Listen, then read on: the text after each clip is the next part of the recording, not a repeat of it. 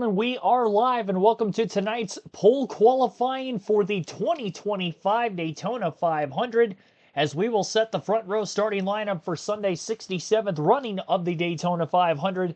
And I am excited to see cars on the track for the first time for Speed Weeks here today. Now, they did have a 50-minute practice session wrap up in the late morning hours earlier today. This is the second time the cars are going to be on the racetrack, and obviously the first since then. Kind of a shakedown period, 50 minutes of practice. Very few cars actually made some drafting practice. Mostly it was single car qualifying trim. Quick shakedown coverage. Appreciate everybody tuning in right here on the channel. This is our first live commentary Speed Week edition coverage for 2025. We got plenty of action coming your way on the channel over the next 5 days. In fact, we have 8 live commentary streams stretching between now and Sunday's Daytona 500. And we have a lot of open entries for today's race. 9 drivers will be going for 4 spots, 2 of which will qualify for the Daytona 500 based off of qualifying tonight. And the other 2 will have to race their way in through the duel tomorrow. And obviously, Helio Castroneves having the extra 41st starting position if he were to fail to qualify for the Daytona 500 based off of both tonight's qualifying and for the dual races tomorrow as well. We'll obviously keep you updated as much as we need in the meantime. And obviously, once he locks in, that will mean that we will have a 40-car grid, and I'll walk you through that, obviously, accordingly. Waiting for qualifying to get underway on Fox Sports 1 right now. They are currently airing coverage on Fox Sports 2 because there is an NCAA basketball game that is actually going a little long past their TV window. So if you're wondering where you can watch visually, right now it is on Fox Sports 2. Once that basketball game is done, then they will move all the broadcast back over to Fox Sports 1, where it was originally scheduled to air for here today. No cars obviously on the track at this moment, but we are just minutes away from seeing our first driver qualify for this weekend's event. I do have the list of drivers who are going to be qualifying obviously this weekend. 45 entries, 36 locked in with the charter agreement, and then obviously 9 drivers will have to try to qualify and race their way in over the next 24 hours or so. Appreciate everybody tuning in here tonight. Dale Campbell, JoJo, Matthew Dorter, Bruno. You're the first few in the chat down below. Appreciate it. Be sure to hit the like button on the stream if you haven't done so yet. As always, subscribe for more daily NASCAR content. This is our second live commentary stream of the year as far as the NASCAR stuff goes. We did have the Clash a couple weeks ago at Bowman Gray Stadium. Had a fun time bringing you guys that. And here we are 10 days later for Daytona 500 qualifying. They are currently airing an interview with Helio Castroneves on the FS2 broadcast for the time being. I'm not going to unmute the audio, I guess, for that as of right now. They're in the middle of the interview. Had to get through my intro, too. They've been on the air for a couple minutes now, obviously, over on FS2. But I just can't wait to get this thing underway. I don't know about you guys, but I'm ready for this. I've been waiting all day for this stream. I'm excited. I'm pumped that Speed Week is here. I'm not sure how many of you guys might have been able to watch practice earlier today. I was not. I was at work, but I did look at the results following which Denny Hamlin was actually fastest in that practice session. Still 2 more 50-minute practice sessions left for the Cup Series this weekend, which will be taking place at 5:30 p.m. Eastern on Friday evening, and then Saturday afternoon at 3 p.m. Eastern before the Xfinity race. They're also supposed to have another 50-minute practice session on top of obviously single car qualifying tonight and the 60-lap dual races tomorrow night for the Daytona 500, at least setting the starting lineup for that. And 4 to 5 drivers will be headed home. Yeah, I'm curious to see how this is going to be. This is the most amount of entries we've seen for the Daytona 500 in the next-gen era. This is now going to be the 4th Daytona 500 already with this next-gen car, 2022, 2023, and 2024. The time to beat is about 181 mile per hour average for the pole. Each of our last 3 pole sitters have set for a 181 mile per hour average. Somewhere between the 181.9 to the 181.4 range is what we're going to basically be looking at there. Got the list of drivers who have qualified on the pole in their careers in the Daytona 500. There are very few active drivers who have won a pole for the Daytona 500, but we've actually had more pole sitters in the field for this weekend than what we have had former actual race winners. Joey Logano, of course, the pole sitter last season in 2024. Hendrick Motorsports had a huge wane of dominance where all of their drivers, in fact, that are currently at the 4 group of Hendrick Motorsport teams, the 48, 24, the 9, and the 5, they've all qualified on the pole at least once. Alex Bowman 3 times, most poles of any Daytona 500 driver for this weekend, 2023, 21, and 2018 for him. Byron's pole came in 2019, Kyle Larson's in 2022, which was the first year of the next gen. Austin Dillon's got a pole in 2014 for his rookie campaign. Ricky Stenhouse Jr., who won this race a couple seasons ago, also had a pole in 2020. And of course, we got a couple open entries in the field this weekend who have been former pole sitters for this very race. Jimmy Johnson and Martin Truex Jr. Truex with the 2009 pole. Johnson, a 2-time pole winner for the 500 in 2002 and 2008. So that is the driver list. Chase Elliott also on there. Obviously, I mentioned the Hendrick drivers, 2016, 2017, the 2 poles for Chase Elliott in his career in the Daytona 500 as well. Going to the Daytona 500 on Sunday, that is awesome. Hopefully you enjoy your time. If you're not already there in the Daytona area, safe travels. And let me know what your experience is like when you get back. Fun time, to say the least. Highly recommend to anybody that is a NASCAR fan, you got to get to a Daytona 500 at some point.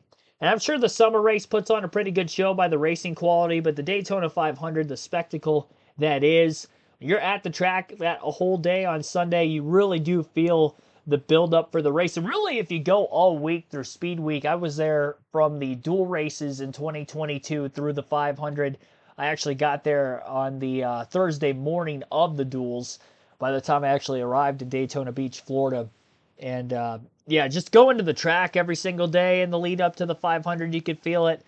Luckily, I had the fortune to actually be down in the garage area on Friday during Cup practice and then during some of the Truck Series stuff that was going on for that weekend as well. I didn't have hot passes for the full weekend, but I did have them for that Friday. But a lot of cool stuff at Daytona. It's very well kept compared to a lot of other racetracks. It definitely has a more modernized feel to it compared to a lot of tracks that are obviously on the schedule as well. So highly recommend going to Daytona if you get a chance. Obviously, the museum is a huge forefront as far as the racing fan atmosphere side of it. There's a lot of tent vendors at Daytona. Bristol's really the only track I've been to that has the tent vendors beat as far as how many there are. The only problem with Daytona is that they're away from the actual racetrack a little bit. You got to drive about a 2-mile way. Basically, it's on another exit off of the main highway leading into Daytona. Where I was staying, I actually had to get back on the highway and start working myself away from the racetrack to get to the tent vendors. But there's obviously a lot of stuff there. That's where I get all my die-casts that you see behind me and other classic merchandise. You can get some classic merchandise at the track too, but obviously your local tent vendors, they come in from all over the place. And they travel well because they go to quite a few tracks down in the southern region of the sport. 500 is sold out. Yep. 8? Maybe it's 10. Maybe it's 10. Whenever they ended up making the renovations to the front stretch and the Daytona Rising project that they ended up having there, that was the first year they sold out in this stretch of years that they have sold out. Camping, I believe, is sold out also. It's going to be a lot of fun on Sunday. Kyle Lance, thanks for tuning in as well. Get a chance to go down to the beach and drive on the beach. I didn't get a chance to do that, but I was on the beach. I didn't drive on the beach, but I was on the beach. Is when I was on the beach, actually. Try to remember back to that. Down there catching the sunrise. Patty and Rumney Creations, thanks for tuning in. So ready for the season to begin? Me too. Raw feed should be available now. It's kind of stalling time until it became available on NASCAR.com. We'll get the updated leaderboard for you all.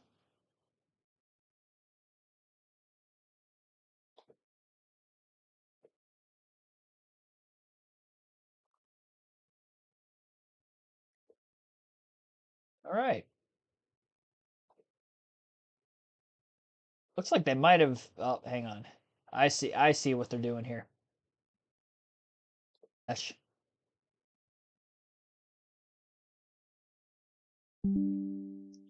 So the raw feed isn't up at this point in time, but they do have the live leaderboard up. We'll go through the order in which the first 10 drivers will qualify, because I'd imagine that Fox usually tends to break it up in 10 driver increments with one another. Although we might have 11 with there being a 45 car field. Either that or the last 15 will go off at once. Maybe the first 15. However they end up setting it up, here is the list of drivers to kick things off for qualifying. Justin Haley will be the first driver to turn a lap today. Ricky Stenhouse Jr. will be up next after him. Driver number 3 will be John Hunter Nemechek, followed by Michael McDowell, Noah Gragson, Zane Smith. First open entry driver will be Martin Truex Jr., who will roll off 7th. Anthony Alfredo 8th, Eric Jones 9th, Justin Allgaier will be the 10th driver, of course, at Junior Motorsports entry. Jimmy Johnson and Elio Castroneves will be on the grid after them. So those will be the first 12 drivers in order and how they will qualify. Single car, same rules apply this year as what we have seen in recent years for the Cup Series on the super speedways. We will have 2 rounds. Top 10 drivers will advance from round 1 to round 2. There is no group qualifying this year at all, but this is the only time we will be seeing knockout qualifying. Round 1, round 2 will be on super speedways and road courses, which first 3 races this season, 2 super speedways with here, Atlanta next week, and then a road course at Coda for race number 3 for the Cup Series side of things at least. And yeah, pretty straightforward. Glad we're going back to this format that we are very much used to. Nicholas J. Gaddis, thanks for tuning in. Good evening from North Carolina. All right. Do I think Kyle Busch is going to win a race this year? I would think so. I'd be shocked if he goes winless 2 years in a row. I'm still kind of shocked he didn't win it all last time. John Barber, thanks for tuning in.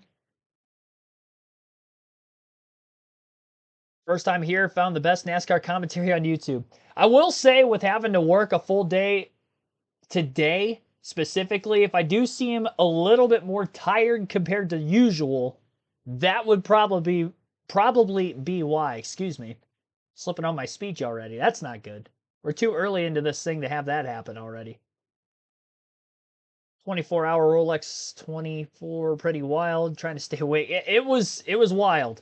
Yeah, we did have our first live commentary stream actually during the Rolex 24, specifically, a couple of weeks ago. So I'm going to guess that they'll have the raw feed at some point in time. Obviously, I can scroll down the leaderboard if needed. Justin Haley is on track in the 7 car for Spire Motorsports. He was traded middle of last season. Really not middle of last year, but the last 6 races last season he spent in this 7 car at Spire Motorsports after driving for Rick Ware Racing in the 51 the entire portion of the season leading up to those final 6 races. It was an in-season trade basically with him and Corey LaJoie. LaJoie is at Rick Ware Racing still, but on a part-time effort. We'll be seeing him this weekend in the 01 entry, which will be an open car later on. As for Justin Haley, we'll go over his stats from last season as I have to pull that up. I've got my list. I spent so much time through I used up all my breaks at work to get the stats needed for tonight's stream. So, damn sure I'm going to be using them. So, went through and I grabbed the average finish for every driver. I had to hand do it, basically, because I couldn't find a website that was up to date that had all the drivers to this current year. So 23.5 average finish for Justin Haley in the Daytona 500 in his career, and he has a career best finish at 13th. Last season for Haley, he had 3 top 10 finishes, and he was 31st in points overall. And again, remember that most of those races were actually in the 51 for Rick Ware Racing and not the 7 car. Only drove the 7 for the last handful of races. 1 lap, by the way, for each of these teams in qualifying. Unless, obviously, you make your way into round number 2. 49.825 will be the lap time set by Haley. 180.632 mile per hour average for Justin. And our first defending, or at least a one-time Daytona 500 winner, and also a former pole sitter of the Daytona 500. Again, that pole in 2020. The race win came in 2023. I almost had that wrong. I almost said 2022. 2023, 2 years ago, Stenhouse won the Daytona 500. 20th average finish in the Daytona 500 in his career, and obviously, again, his best finish would have been his win a couple seasons ago. 25th in points last season for Ricky Stenhouse Jr. 1 win, 3 top 5s, and 6 top 10 finishes. His only win also on a super speedway, which took place at Talladega in the fall. So we'll see what Ricky Stenhouse Jr. can do for this campaign. Obviously didn't qualify for the playoffs last year with that win coming in the postseason, but looking to kickstart the year strong. He's the most recent super speedway winner. Not the greatest in qualifying. 179.469 mile per hour average and a lap time of 50.148 for Stenhouse, as you see on screen.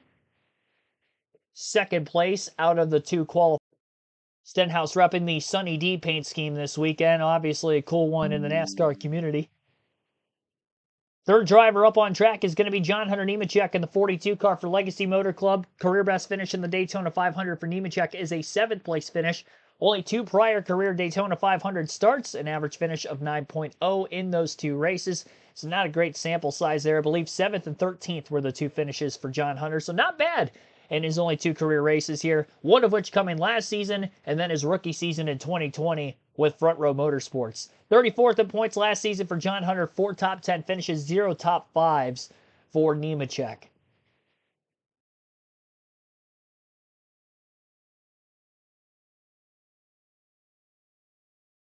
And John Hunter Nemechek not pacing the greatest right now to be anywhere near the pole, but he does hop into position number 2. Exactly 0.2 of a second off from the lap time that Haley put down. Nemechek also the first driver under the Toyota banner to make a lap at qualifying tonight. A 50.025, by the way, for Nemechek there. 179.910 mile per hour average. Jamie Little's caught up with Dale Earnhardt Jr. on pit road. To go stay a bit like for you, Junior. You got here at like 6 a.m., I think. Yeah, I mean, I didn't know if this would be the only time we'd ever run in the Cup Series. Thanks for the whole process. I wanted to see the car get unloaded, go through tech, and just take it all in. It's been an awesome day.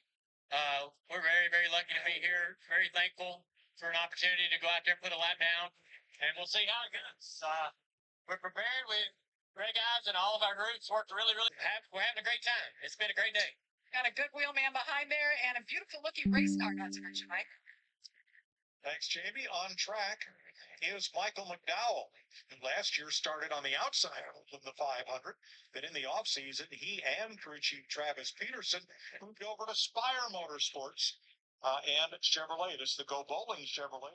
All right, there we go. Top of the speed charts for Michael McDowell, the 71 for Spire Motorsports. 181.558 mile per hour average. That's a big lap, by the way, for the driver, the 71. McDowell started on the front row in the Daytona 500 last year, qualifying second, and he also had quite a few poles last season, most of which coming on super speedways, though that was with the 34 team at the time of Front Row Motorsports, and again, under the Ford bandwagon, but it's going to be the bow ties for this season for McDowell, as he's one of those new faces in a new place. 49.571 again for Michael McDowell. A little over 0.2 quicker than his teammate Justin Haley, and he's first of 4 qualifiers as of right now. Last season for Michael McDowell ended up chiming in 23rd in points with 2 top 5s, 7 top 10s. Did not have a win like he had in a couple of the years prior. McDowell, obviously a former Daytona 500 winner as well, where he ended up finishing in the first place position back in 2021. His average Daytona 500 finish in his career is a 17.4, ranking him in the top 10 of active drivers. Noah Gragson in the 4 car, who has taken over back at Front Row Motorsports, where Michael McDowell had left from last season. Gragson is the 5th driver to qualify today. 9th in the Daytona 500 of his best finishes in that great American race. 21.3 average finish in his career for Gragson as well. 24th in points last season for Noah, driving, of course, for Stuart Haas Racing. 1 top 5 finish, 7 top 10 finishes to go along with that for the Las Vegas native. Second for Noah Gragson with a 49.660. Seen some pretty quick speeds right out of the gate tonight for qualifying. And usually we see a little bit of an increase in lap time from round 1 to round 2 for the drivers that do advance that far. So we'll see how he can do. Zane Smith was the 6th driver to set a lap. He just wrapped that up moments ago. Only 1 career Daytona 500 for Smith. That was last season where he finished 13th. 30th in points last season, full-time in the NASCAR Cup Series as a rookie. 2 top 5s and 4 top 10 finishes as well for Zane. And Zane Smith is going to go to the top of the speed charts. Ahead of Michael McDowell with a 49.505 and a 181.8 mile per hour average. That would be the 2nd fastest lap time from any driver in the next-gen era at the Daytona International Speedway. Joey Logano last season, his pull time was a little bit quicker than that. He had 181.9 mile per hour average, so we're already getting close to that. We're only 6 cars in. It's pretty impressive. First open entry on the track, Martin Truex Jr. in the 56 car, of course, returning to the MWR form, of course. Career best finish for Truex is 2nd multiple times in the Daytona 500, obviously, most notably back in 2016, where he finished to his, at the time, would end up being a future teammate, Denny Hamlin. 19.5 average finish for Truex in the Great American Race, and last season was his last year in full-time Cup Series competition. He ended up having a top 10 points finish, albeit he did not get a win in that final full-time season. 5 top 5 finishes and 11 top 10s to go along for Martin Truex Jr. Good to see him back this weekend in the Daytona 500. Pretty solid qualifying lap. Again, he does have to make his way in on time this weekend, being the first of the 9 open entries for this weekend. A 49.641, 3rd fastest for Martin Truex Jr. out of 7. And our 2nd of 9 drivers under the spotlight of having to race or qualify their way in this weekend, Anthony Alfredo, right up after Truex, 62 car for the Beard family. 3rd career Daytona 500 start is what Alfredo's looking for here this season. He did qualify this car into the Daytona 500 last year, so trying to do it 2 seasons in a row. Best finish out of his 2 Daytona 500 career starts, 27th for Fast Pasta. And it looks like he's probably going to end up having to race his way in. Not a respectable lap at all there for Anthony Alfredo. Looks like he's going to end up being 7th. Out of 8 drivers, well behind where Martin Truex Jr.'s lap time was of the open entries to go so far. 50.090 for Alfredo, again 7th of 8. As I'll be scrolling up and down the screen regularly as we get more drivers listed here in qualifying. You're down to driver number 9, and that will be Eric Jones, former Daytona winner, not in the 500, a career best 500 finish, 3rd for Jones. 26.1 is his average finish lifetime in the 500 as well. 28th in points a season to go, only 1 top 5 and 2 top 10s.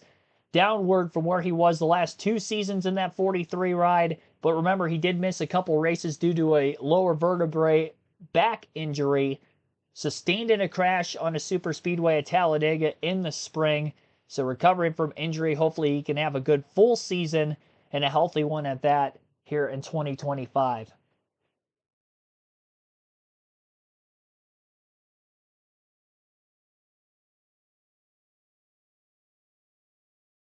Eric Jones trailing quite a bit here from where Zane Smith was at the top of the speed charts. A little bit faster than his teammate Nemechek, though. 6th for Eric Jones with a 49.912. An 180.317 mile per hour average for that lap. Barely over 0.4 of a second off of Zane Smith, who's at the top right now. Smith in the Ford, then you got a Chevy, Toyota, 1, 2, 3. So you're seeing a mix of the manufacturers at the top of the leaderboard. Once more, top 10 will advance from round 1 to round 2. And we are on our 10th driver right now, and that would be Justin Allgaier, looking to make his first Daytona 500 appearance since 2015. That would be the longest of any driver trying to between their last start and what would be this weekend if they qualify. 27th in that race for Justin Allgaier back in 2015. This would be his third career Daytona 500 total if he can get the 40 car in. And of course, for Junior Motorsports, this would be their debut. And obviously, Dale Jr. at the track. You heard in that interview with Jamie Little moments ago. Cool to see for Junior Nation, which still lives strong to this day. When is Kyle Busch going out to qualify? He's going to be actually one of the last drivers to qualify. I think he's right around 40 or so. Stu Isaac, thanks for tuning in as well. Carter Cathorn, thanks for tuning in. Qualifying is now on Fox Sports 1. Yes, they did switch to FS1. And I think they're going to be off of FS2 completely once they get to the next commercial break. Allgaier was 6th out of 10 qualifiers so far. So we're about right in the middle for Justin. And that lap time timed in at a 49.863. Jimmy Johnson, hole 7 time, back at the track again. One of 2 starts he will be making in the year 2025. All in an effort to get to 700 career starts lifetime in the NASCAR Cup Series. Johnson's a 2-time Daytona 500 winner in 2006 and 2013. He's a 2-time pole sitter in the 500 in 2002 and 2008. And he is looking to make his 3rd Daytona 500 start in the 84 for the obviously rebranded Legacy Motor Club a couple years ago. It was actually announced in the middle of this last offseason that he is now a majority owner at Legacy Motor Club. So we will see what Jimmy Johnson will be able to do behind the wheel in his 2 starts this season. Not bad on the time trial side of things here for Daytona right now. 49.783 for Johnson, 5th quickest out of 11. Top half of those that have gone. And again, Johnson, one of the open entries for this weekend, so he's quicker than Anthony Alfredo, but slower than Martin Truex Jr. So 4 open entries have gone so far, and the 2 quickest are Martin Truex Jr. and Jimmy Johnson. Justin Haley and Anthony Alfredo are guaranteed to have to race their way in tomorrow night in the duels. And we'll obviously have to wait to see exactly which duel they will run based off of exactly what number position they will qualify today. The odd numbers will make up the inside row, which will be dual race number 1 tomorrow. Dual race number 2 will be the even numbers and make up the outside row for Sunday's race. Our 5th open entry is on track, which is going to be Helio Castroneves, looking to make his first Daytona 500 appearance this weekend. He is locked into the show with the new rule under the charter system, where they are allowing an extra entry to a driver of a, say, Helio Castroneves caliber from any other form of discipline in motorsports. If they have a high enough resume, they could submit a waiver. That team that they would be racing for that weekend could submit a waiver. Trackhouse has submitted that waiver, and they were granted approval by NASCAR to race this weekend with Helio Castroneves behind the wheel of the 91 Trackhouse race team. And Castroneves is not going to qualify his way in tonight. So if he does not race his way in, we could see 41 cars on the entry sheet for Sunday. 10th for Castroneves with a 50.069. Our first dozen drivers have qualified. And as of right now, the 12 in that order: Zane Smith, P1, Michael McDowell, P2, Martin Truex Jr. in 3rd, Noah Gragson 4th, Jimmy Johnson 5th, Truex Jr. and Jimmy Johnson. Justin Haley's P6, Justin Allgaier P7, Eric Jones 8th, John Hunter Nemechek 9th, and Helio Castroneves is 10th. 11th for Anthony Alfredo and Ricky Stenhouse Jr. last of the 12. And our next 12 drivers to qualify: Cody Ware will be up next, then Cole Custer, Carson Hocevar, Austin Dillon, BJ McLeod, Ryan Preece, JJ Yaley, Corey LaJoy, Todd Gillen, AJ Allmendinger, Ty Dillon, and Riley Herbst. So those will be the drivers on deck. We'll take our first ad break while they're on a full screen commercial break on FS1. You're listening to pole qualifying for the Daytona 500 2025 edition on KRC.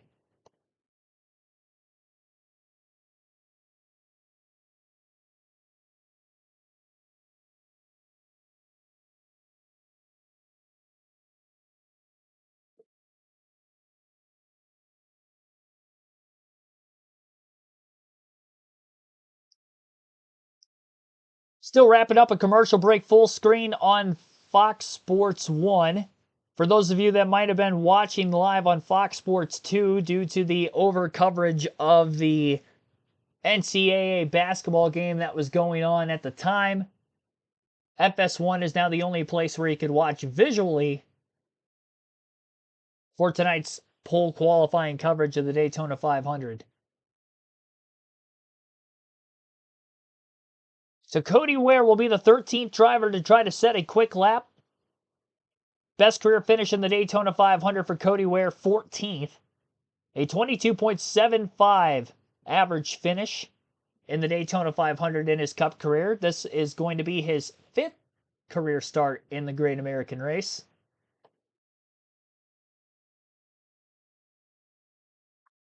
Tim Brown, Frank Powers, thanks for tuning in as well. Going to be live for the Xfinity Series qualifying? No, not for qualifying for any other series, just the Cup side. And we'll have live commentary streams like this for Cup qualifying all season. Cup practice and qualifying. But as far as the Truck and Xfinity Series, I'm only doing races for those.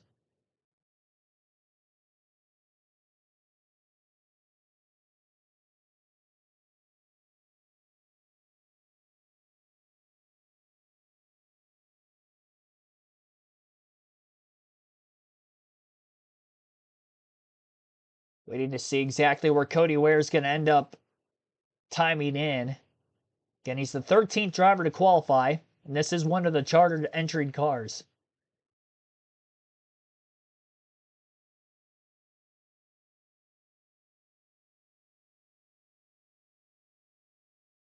Ware just beginning his lap.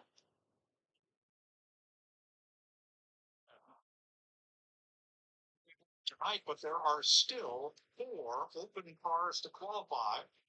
Knock either or both of them out of that perch. BJ McLeod, JJ Yaley, Corey LaJoy, and Chandler Smith. Ware is one of the 36 drivers that is locked into the field through the NASCAR system.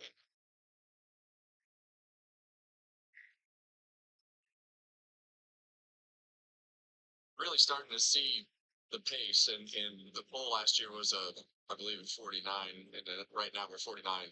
So we got a lot of hitters left. Yeah, 49.46. Cody Ware 13, 51.83. And again, that car is locked in 500. Cole Custer from Ladera Ranch, California. He's driving with Haas. It was a 4-car team last year. 3 of those charters have been sold off. But Gene Haas, now without partner Tony Stewart, decided to keep 1 charter and run a single car Cup team and also run an Xfinity Series team and Xfinity champ and 2020 Cup Rookie of the Year, Cole Custer. It's tapped to drive this number 4.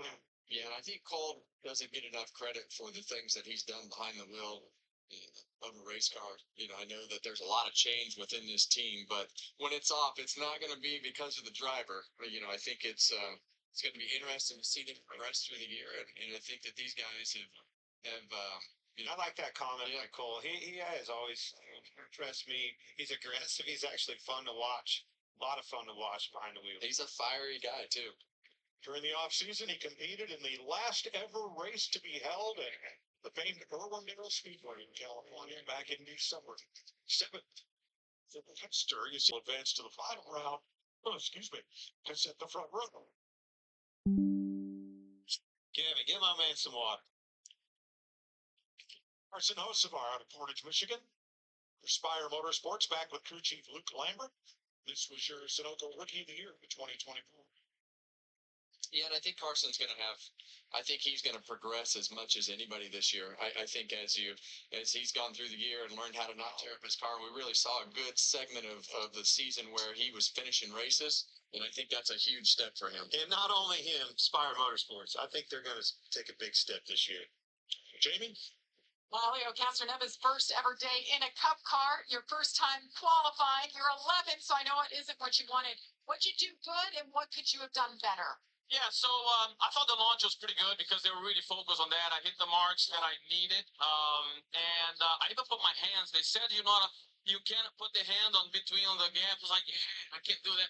But man, that was surprising. I did not expect to be that. This morning, my first lap wasn't that bad. So, but in the end of the day, obviously, different atmosphere, different weather at night. So maybe we gotta just check it out what it is. But we might have one of those downforce cars that's really good in the race. So hopefully that's the case. I'm gonna think about that. Positive. But yeah, no, it wasn't not what we expected. But in the end of the day, we gotta keep working. Go race your way in tomorrow night, right? That's right. Absolutely right. Watch out. All right, the Wendy's Chevrolet currently 12th there. Hocevar in the Ziegler Auto Group Chevrolet, 9th fastest. I love that. Glass always half full, right? He's looking for a silver lining in it, found it. Well, I think move on tomorrow night. Yeah, and I think they're going to help him a lot when he goes back and realizes, just everything, all the little things that stack up, and he could just go get a Frosty and probably feel better about it. So here was Austin Dillon, who was pole sitter for the 500 back in 2014, driving for his granddad, Richard Childress Racing.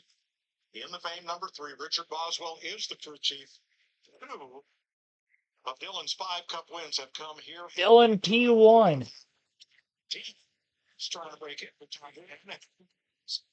The board 49-48. Full year. There is not somebody who puts his. I mean, I know all these teams put a lot of effort in, but I've heard it a lot from Richard Childress, and I know you have too. There's a lot of effort that goes into this race. BJ McLeod is one of those open cars. It's the Live Fast Motorsports Chevrolet. Both of his top 10 finishes come at Daytona. McLeod from Wauchula, Florida, who wasn't. There are quite a few charters changed hands late season and off season, and McLeod's was one of them. He is going to continue to run a limited schedule of races in the Cup Series. This is the Go Chevrolet. I'm loving these open cars. I mean, having 9 people down here competing for the nerve-wracking stuff that you just heard Elio Castroneves right at Daytona, or excuse me, in Indianapolis 500, all of his accolades that he has, he's completely nervous moving into the ball, right? Flag 16th with a 50-62. Yeah, it's just really difficult not really knowing how it works because there's a lot of things that go into making all these things work out. And having those open cars in the race tomorrow is going to be fun. Well, the easy way out's obviously coming in tonight, but going to battle, there's nothing like these two. Ryan Priest from Connecticut with a new team this year. Roush Fenwick, Keselowski Racing. Derek Finley is the crew chief. After 2 years at Stewart Haas, Priest moves over to RFK. This is the BuildSubmarines.com Ford. Beautiful modified champ. I always love the way that Priest sits in the car and the steering wheel low. He's just one of those guys that's always up on the wheel. Looks like he's manhandling that steering wheel all the time. Wow, there we go. Great lap. Speed, momentum. Keep an eye on that. Keep an eye on this team. I think that Ryan's very motivated to go out and make something happen. And obviously RFK's put a lot of effort into putting his 3rd car on the track. Gonna make something happen. Yep. Right here. Whoa, 49-35 for Ryan Priest. What's it? On top of the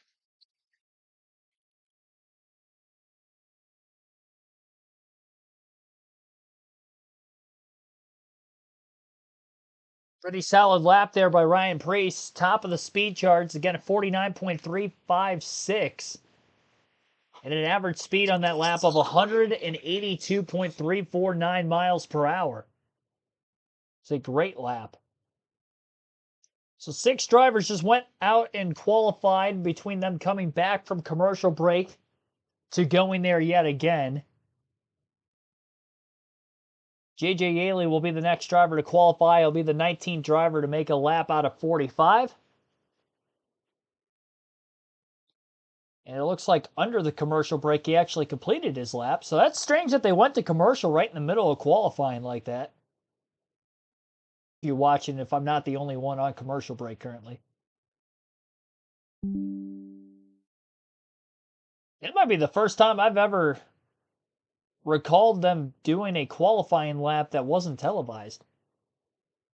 But yeah, again, Yaley wraps his time up, 51.055 for him, 18th out of 19. And Corey LaJoie will be next on racetrack. And that will be another one of those open who is still 5th, and Jimmy Johnson in 7th. Would be in the transfer positions to making it to the Daytona 500 based off of their qualifying speed tonight. Just missing the cut would be Justin Allgaier by just a couple of positions. Helio Castroneves, Anthony Alfredo, BJ McLeod, JJ Yaley, and now Corey LaJoie as LaJoie times in 12th. 49.879 for LaJoie.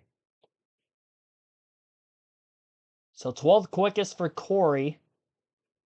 Doesn't break him into the top 10 either. Well quicker than his teammate at Rick Ware Racing there, the 51 of Cody Ware, who is at the very bottom of the speed charts out of our first 20 qualifiers. Ware had a 51.835. Todd Gilliland will be the 21st driver on the racetrack here tonight. 27th place finish for Gilliland in last year's Daytona 500. This would be his 3rd career 500. 22nd in points last season. No top 5 finishes, but 4 top 10s for Gilliland. That taking place in the 38 car for Front Row Motorsports. He's still at Front Row Motorsports, but has made the number change to the 34. Which obviously was ran by Michael McDowell in years past.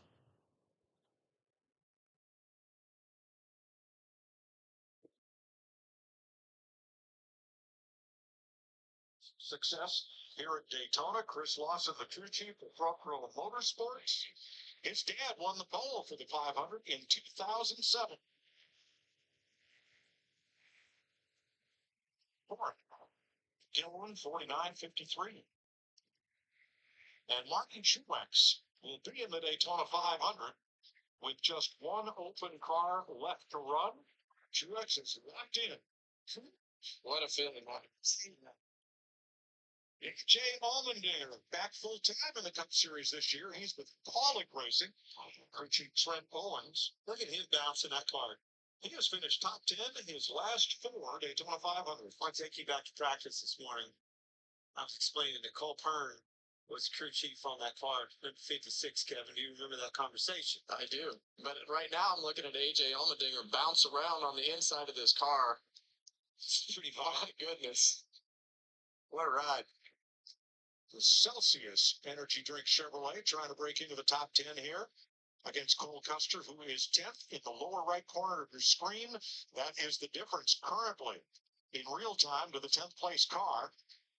And that green light means that Allmendinger is in position to advance. For now.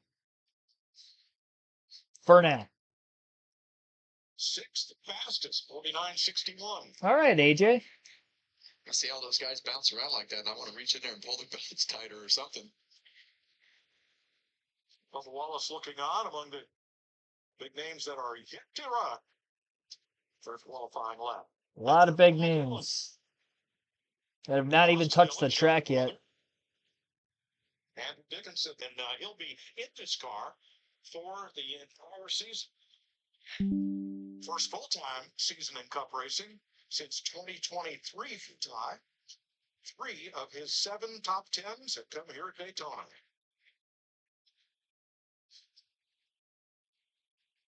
And like his older brother, looks like he's got speed.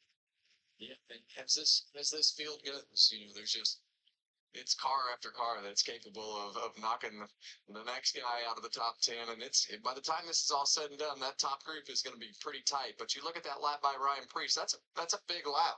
That's a really good lap.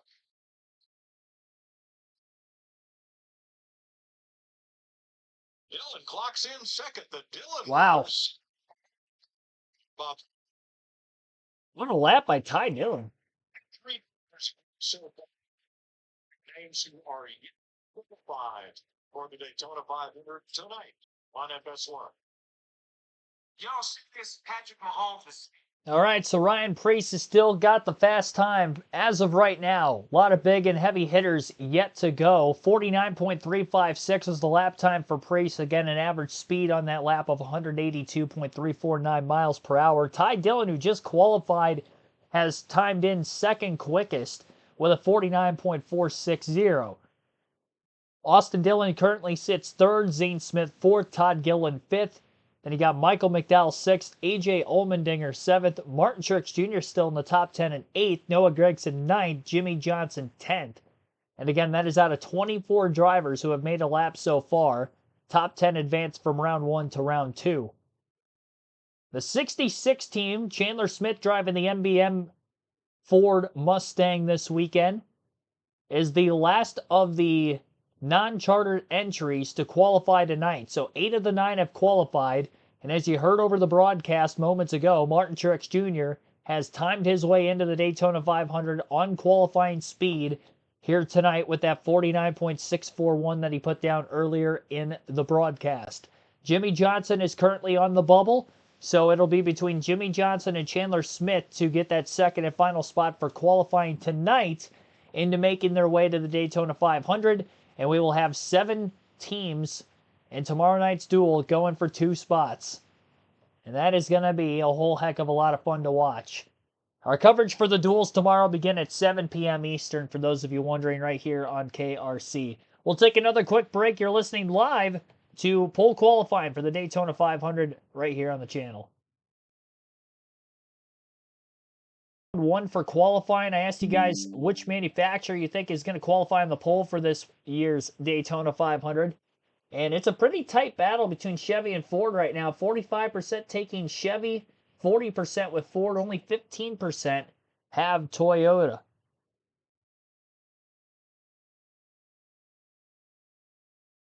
Toyota, not a manufacturer that tends to qualify as well at Daytona compared to how they perform in the race to that of Ford and Chevy. And really, Chevy has been the mainstay at the front of the speed charts when it comes to Daytona 500 qualifying. But last year it was a Ford of Joey Logano, and along with another Ford of Front Row Motorsports of Michael McDowell, sweeping the front row. Will Hendrick Motorsports get their front row back this year? All 4 of those cars still have to go. Riley Herbst, the 24th driver, out on the racetrack as of right now. Here's point standings. Jimmy Johnson is locked in the field. The rookie candidate, 311 Racing, which expands to a 3-car team for 2025. You get same.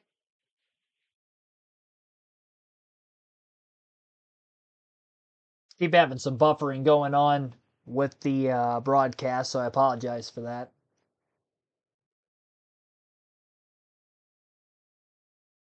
Yeah, we're going to go over the...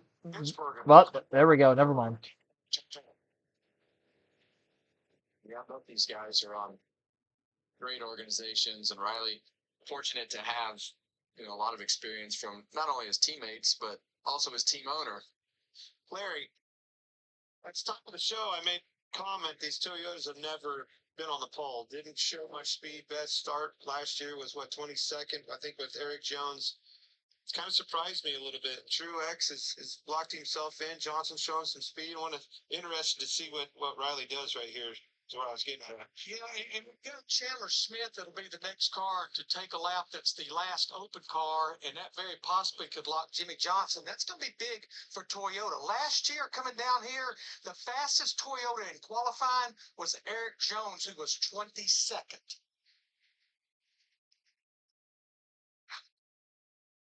looks across the stripe. He is 10th. That bumps Jimmy Johnson out of the top 10. But Johnson's mission is to make the race. And we'll see if he locks in right now. Moment of truth. It was a late addition to Team 66, the Carl Long Motorsports Business Management Team. He is the final open car to qualify. This is a quick tie 4. Smith was full-time in trucks this season. 3 wins in the Xfinity Series, 5 in the Truck Series.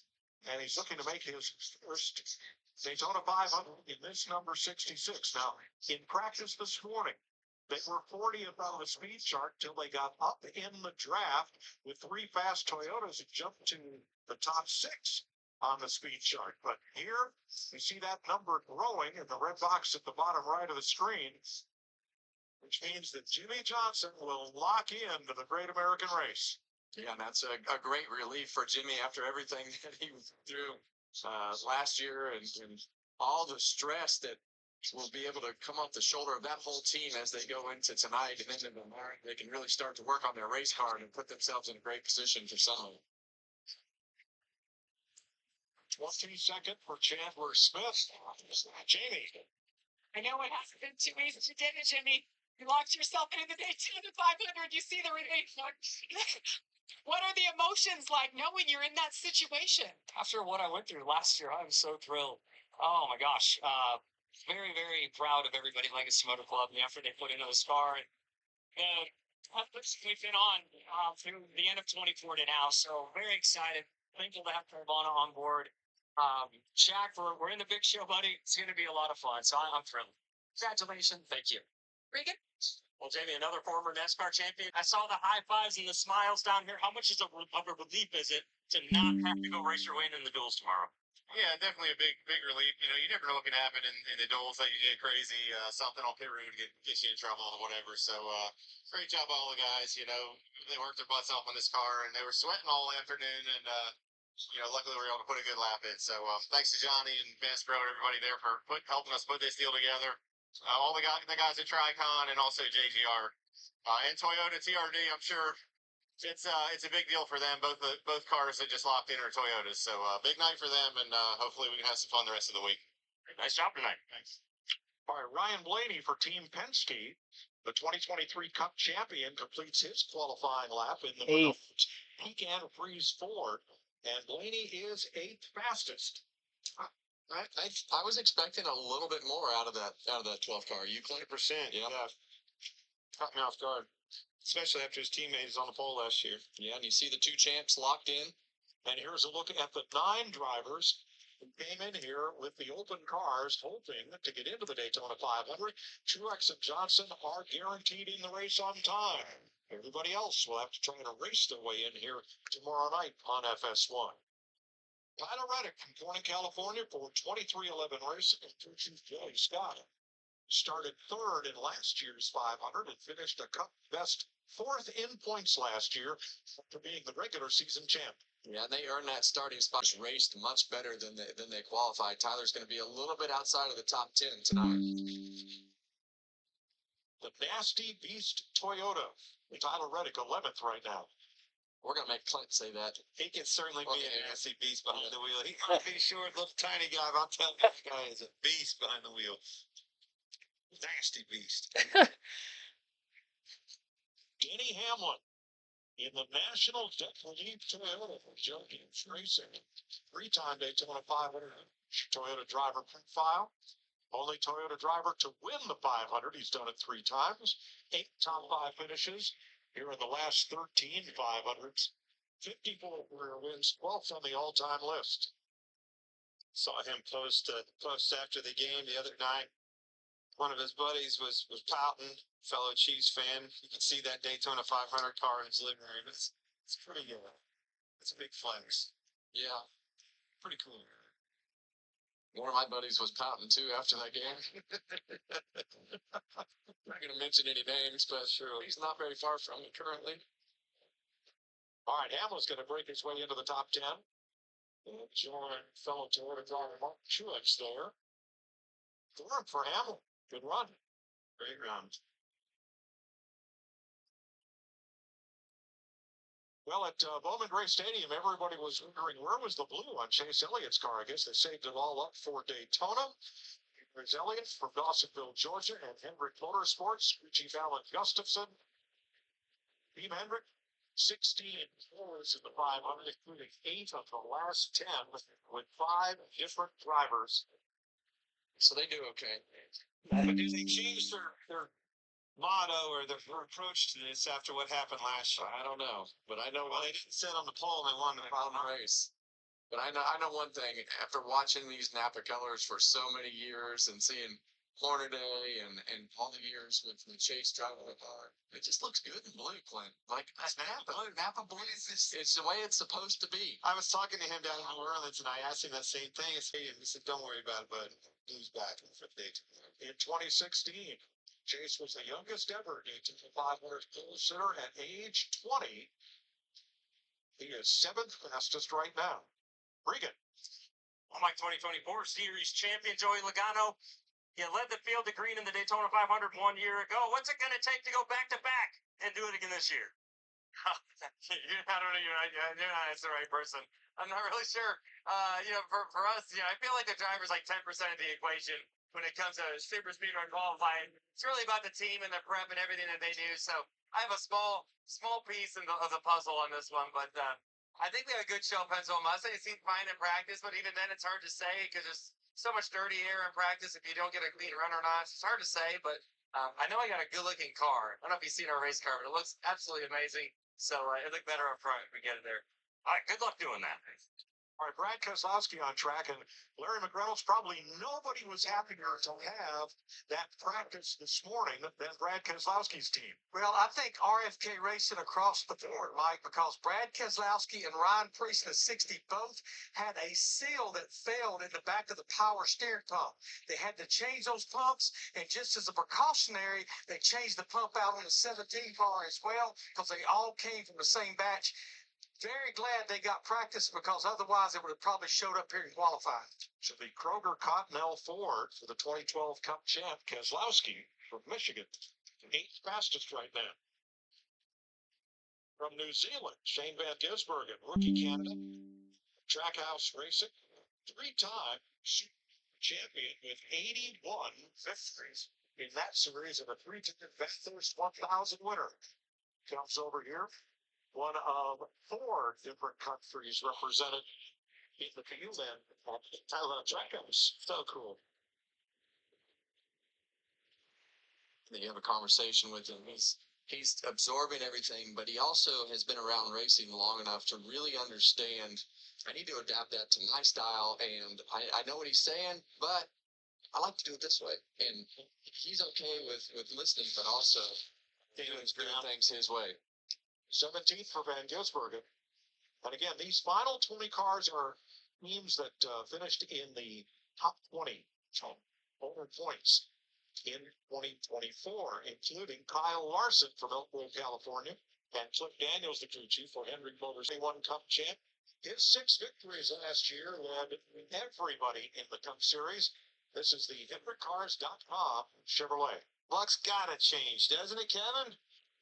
You just have to keep putting yourself in position, Clint. I mean, look at how many years you've gone through this race, and you didn't see Tony Stewart in victory lane, you didn't see Mark Martin in victory lane, and it's a hard race to win, and it all starts tonight.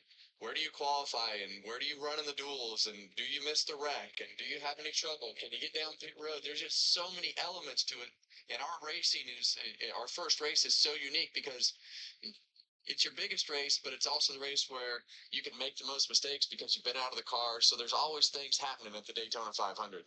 I don't think you can keep a good man down. It's going to happen. Oh, I agree. Yeah, well, you might expand on this, Clint, Kevin. Is Kyle Larson did the same thing that Ryan Priest did leaving pit road.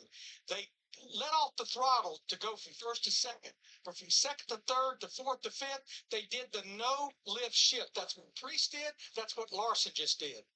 And it pays off 5th right now. Keselowski and Chief Scott Graves, winner here at Daytona in 2023 in the fall race. His top 10 in 3 of his last 4 starts at this track.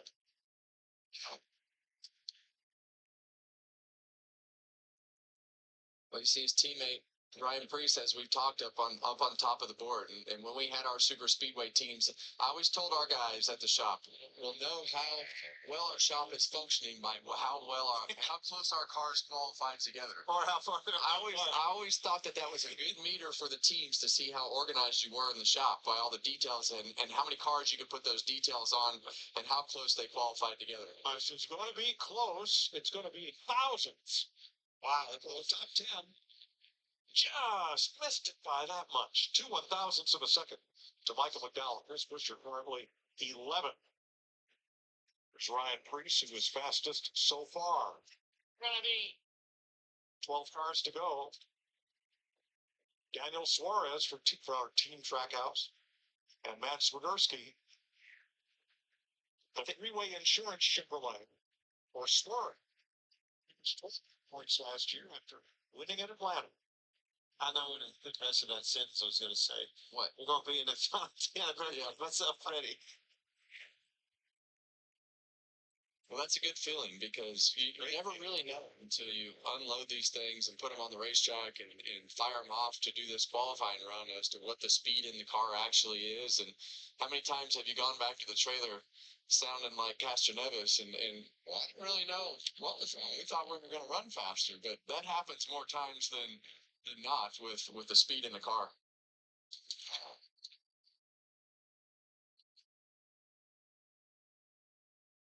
On and make it to the final round of qualifying here. And Suarez is 16.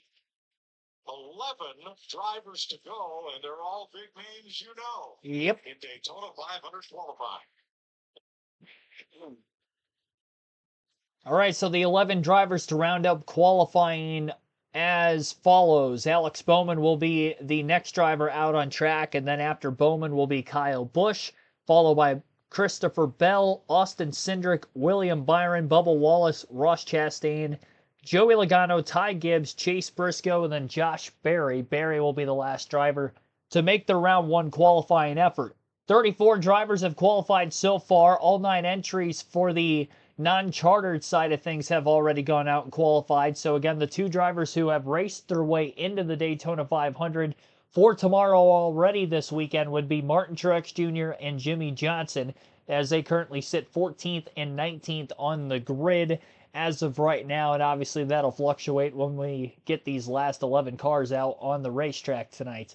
The teams that will have to race their way into the Daytona 500 tomorrow would include Justin Allgaier in the 40 team for Junior Motorsports, the 01 of Corey LaJoie, the 91 of Elio Castroneves, the 62 of Anthony Alfredo, the 78 of BJ McLeod, 66 of Chandler Smith, 44 of JJ Yaley. Those are the 7 teams that will have to race their way into the Daytona 500 based on the duels tomorrow. And again, we'll have the starting lineup for the duels as soon as we get to the end of qualifying here today through round 1 and round 2.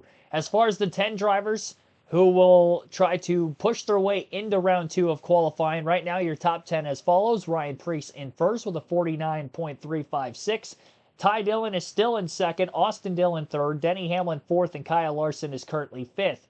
Zane Smith in sixth, Todd Gilliland is seventh, Chase Elliott eighth, Brad Keselowski ninth, Chris Buescher just on the outside looking in 11th, AJ Allmendinger in 12th, Ryan Blaney 13th, Martin Truex Jr. 14th, 15th for Noah Gragson, Daniel Suarez in 16th, 17th for Tyler Reddick, 18th Riley Herbst, Jimmy Johnson 19th, Shane Van Gisbergen 20th, Justin Haley 21st, 22nd for Cole Custer, Justin Allgaier 23rd, Carson Hocevar 24th, Corey LaJoie 25th, Eric Jones 26th, John Hunter Nemechek 27th, 28th for Helio Castroneves, Anthony Alfredo 29th, Ricky Stenhouse Jr. 30th, 31st for Chandler Smith, BJ McLeod 32nd, JJ Yaley 33rd, and Cody Ware 34th. That is the list and the current running order in qualifying. Again, this is round 1, top 10 straight up will advance to round 2, and only the top 10 will re-qualify in round 2. Positions 11 through 45 will be designated to where they finish here in round 1 of qualifying. Michael Turner, Bob, Jim Troyer, thanks for tuning in as well to the stream. I haven't shouted to you guys out yet. Didn't get a chance till just a second ago.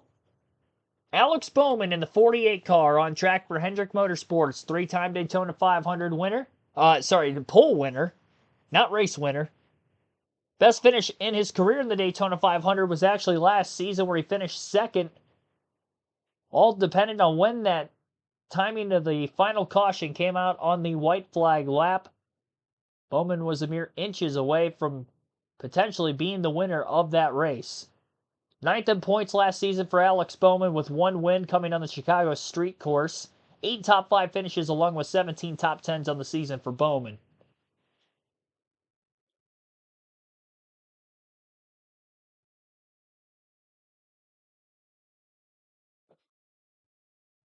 Bowman is the 35th car again to hit the racetrack for qualifying tonight. He's tracking in the green to make his way into the top 10, but it's only by a few hundredths of a second, so I don't know if this is going to be a lap time that will hold in the top 10 for very long.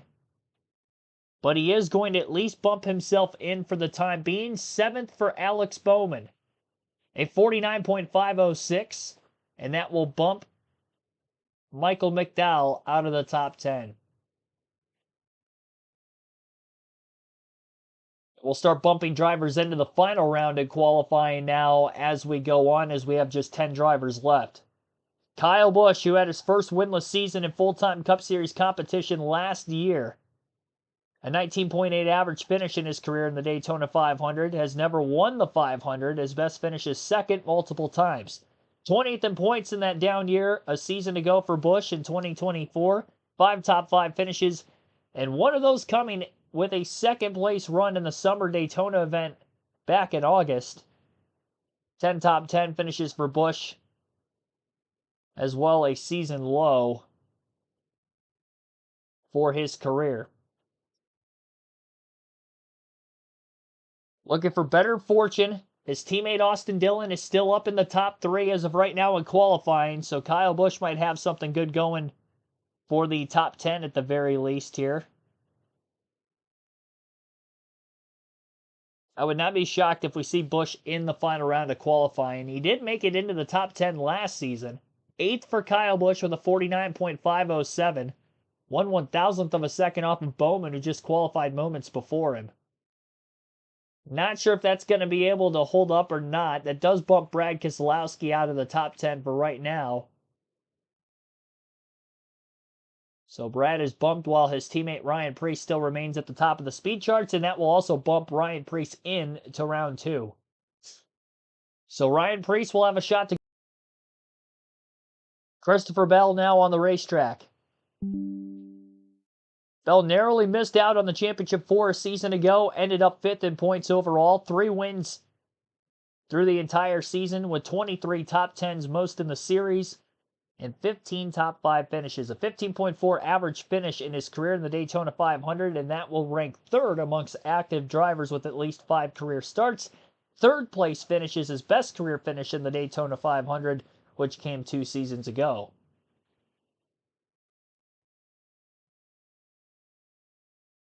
I'd say Bell, one of the more underrated drivers when it comes to Daytona 500 finishes and getting good ones, despite not winning this race. Again, 3rd amongst active drivers in average finish.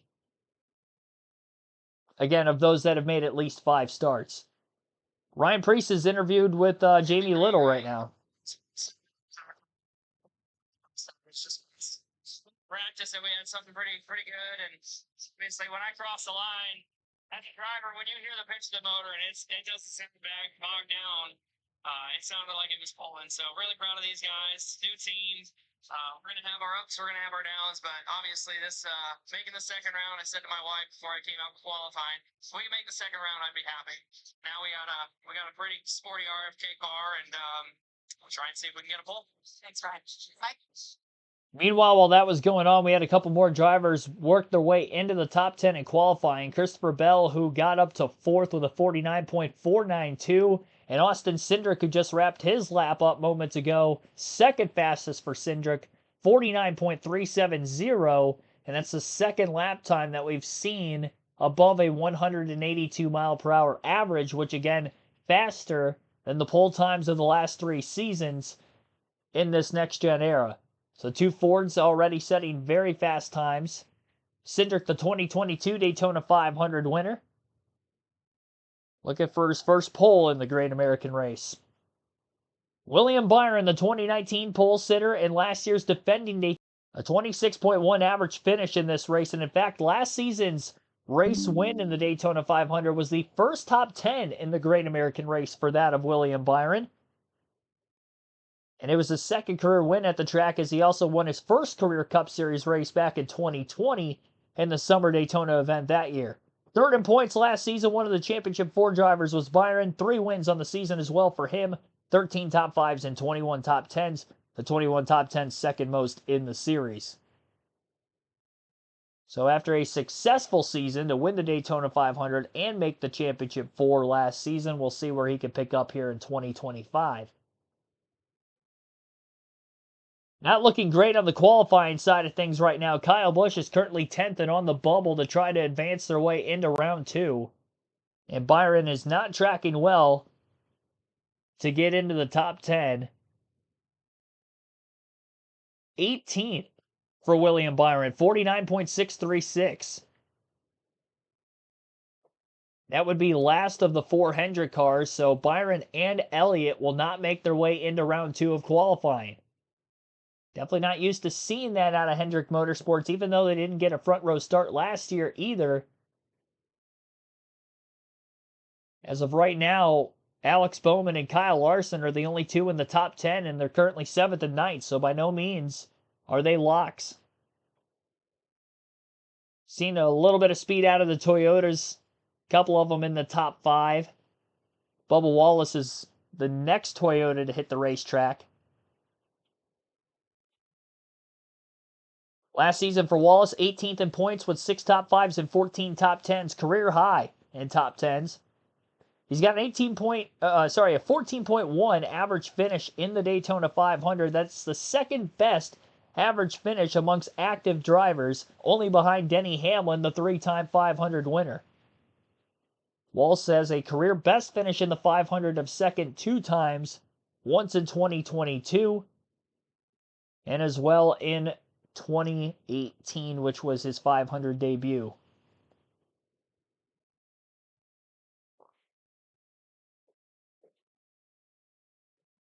So Wallace did not get anywhere near the top 10 either. 24th for Bubba with a 49.783.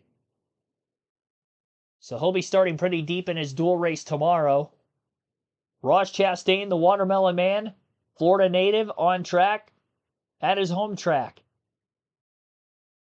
Looking to steer the ship in the right direction, and that would be his machine in the Daytona 500 and getting a good finish. Best finish for Chastain is 7th in the Great American Race.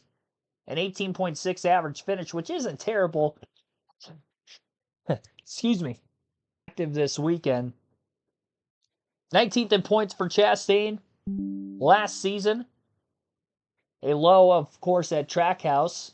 He did get a win in the playoffs after he had failed to qualify through the regular season. But he was able to keep the streak alive at 3 consecutive seasons with at least 1 win.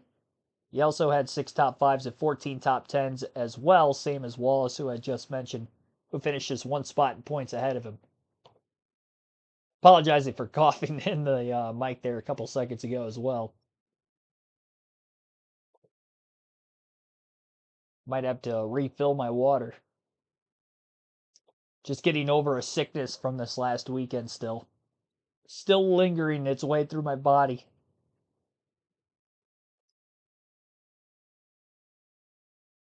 So Chastain is not going to make his way into the top 10. Pretty far back in the field, too. 34th for Ross Chastain, 49.997.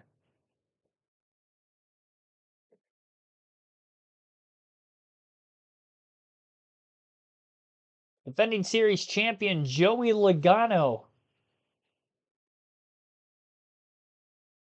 just wrapped up his qualifying lap, 3rd quickest for Joey, just behind his teammate Cindric in 3rd. 49.401 with an average speed of 182.183 miles per hour for Logano. Mentioned he's the defending series champion. 4 wins for Joey last season, second most in the series. 7 top 5s with 13 top 10 finishes. A 14.9 average finish in the Daytona 500. And he is a defending winner of the race 2015. He was the Daytona 500 champion and, of course, the defending pole sitter as well from a season ago. Ty Gibbs in the 54, wrapping up his sophomore season last year and just wrapping up his qualifying lap. 17th in the Daytona 500 last year for Gibbs. 15th in points in his second season full-time in the Cup Series, still looking for his first career win. 8 top 5 finishes and 12 top 10s for Ty.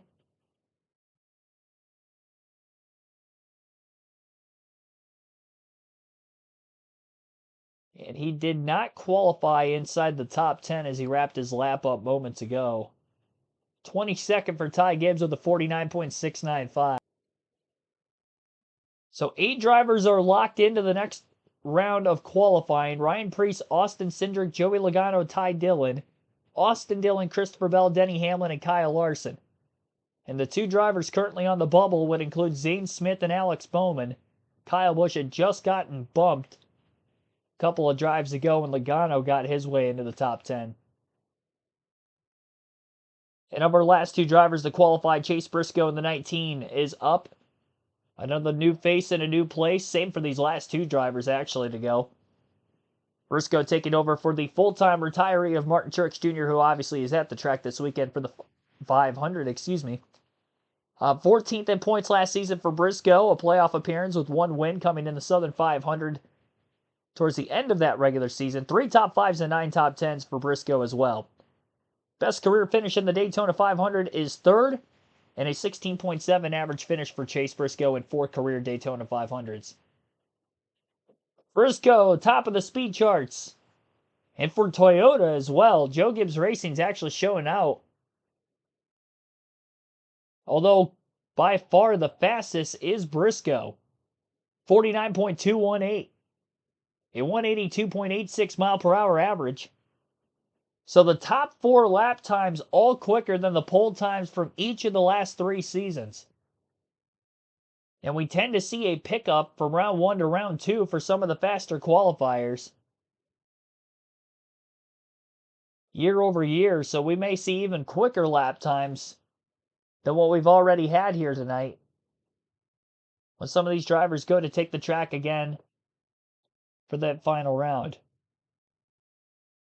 So with Briscoe moving to the top, that is going to bump Alex Bowman out of the top 10. And rounding things out, Josh Berry in the 21 for the Wood Brothers. Finished up his rookie season at SHR last year. 27th in points with 2 top 5s and 4 top 10 finishes. Berry finished 25th in his only Daytona 500 start a season ago. And he will also qualify inside the top 10, 6th quickest for Josh Berry. A 49.484. So 6 for Berry, and that bumps out Zane Smith at the last second. And so round 1 of qualifying for the Daytona 500 is complete. And again, your top 10 as follows. Chase Briscoe, top of the charts with a 49.218. And again, that was an average speed of 182.86 mile per hour average. Few Fords just behind him. Ryan Preece in 2nd, Austin Cindric 3rd, Joey Logano 4th, and then Ty Dillon rounds out the top 5 in Colleague Chevrolet Equipment in 5th. Josh Berry 6th, who was the last driver to just make his lap in round 1. Austin Dillon, who was really early in the effort, 7th. Christopher Bell 8th, Denny Hamlin 9th, and Kyle Larson does get into the top 10. Larson is the only Hendrick driver to qualify in the top 10 for the Daytona 500 this year. Which that is definitely a big shocker compared to what we would usually see all those years for a long period of time across multiple generations of race car, which was Hendrick Motorsports, and getting a front row in the Daytona 500 tomorrow. Michael Turner, thanks for tuning into the stream as well. How's the weather for Sunday? I think they're calling for a high of 82 degrees right now in Daytona, 40% chance of rain, which that could still change between now and then. I don't know what time of the day they're expecting that rain either, so Still looking relatively good. It's below. I'm liking the odds that we're looking at right now, weather-wise.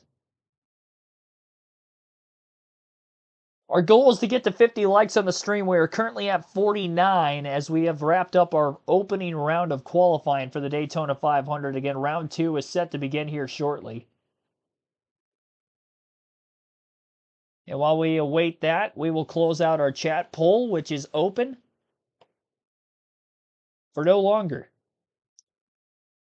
Ask of you which manufacturer will qualify in the round 1, with Chase Briscoe jumping to the top on the second to last drive of round 1. 47% taking Chevy to qualify on the poll. 39% with Ford. 13% took Toyota. We have never seen a Toyota qualify on the poll, for the Daytona 500. And we have 3 of them in round Briscoe.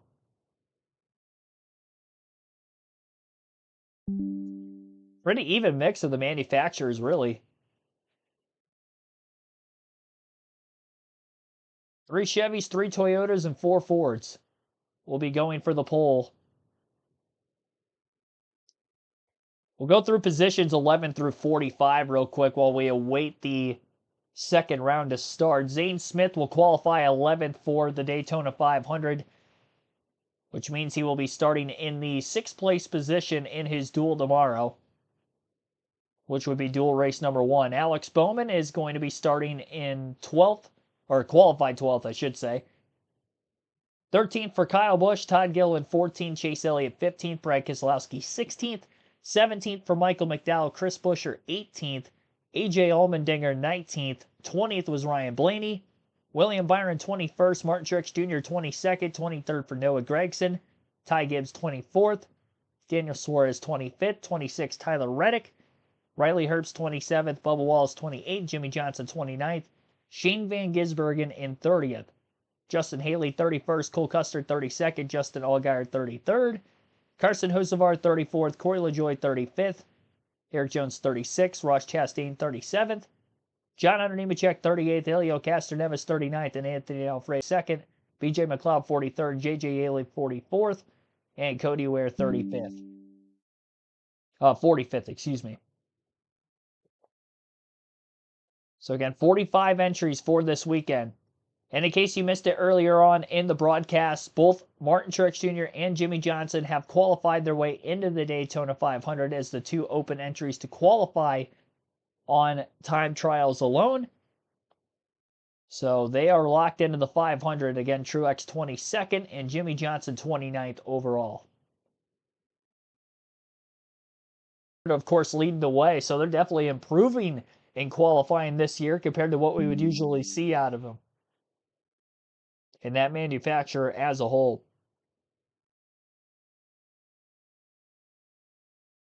Watermelon Man sandbagging. He may very well be. Yeah, Trackhouse did not qualify well at all. Across the board. SVG, 30th. Daniel Suarez was the best of them, 25th. Castroneves, 39th. And Chastain, 37th. So Team Trackhouse is going to have their work cut out for them tomorrow. All 4 of them are going to be starting deep in their duels. And they are both split up, I believe, 2 and 2 as well.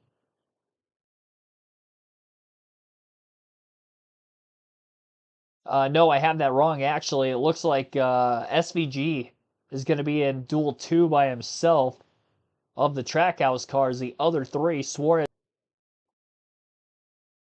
Again, the odd numbers based on the qualifying order tonight will make up duel 1.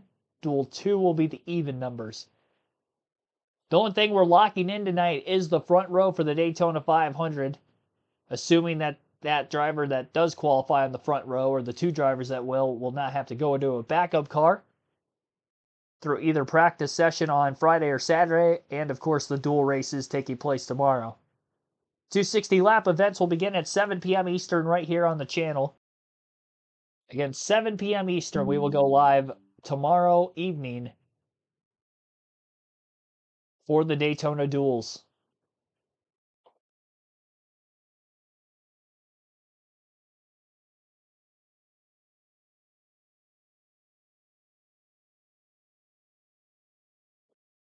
Well, I was excited for tonight, and honestly, that first round of qualifying flew by.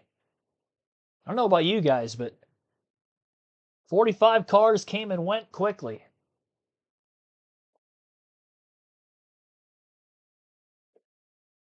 And 10 more will go at it again in their hopes to head to victory lane for the first time this weekend. Take the snapshot as they will be the pole sitter for the 67th running of the Daytona 500. Will Toyota finally get their first pole as a manufacturer here at Daytona for the 500? Ryan Preece with a new home at RFK Racing trying to go for it. Logano trying to make it 2 years in a row.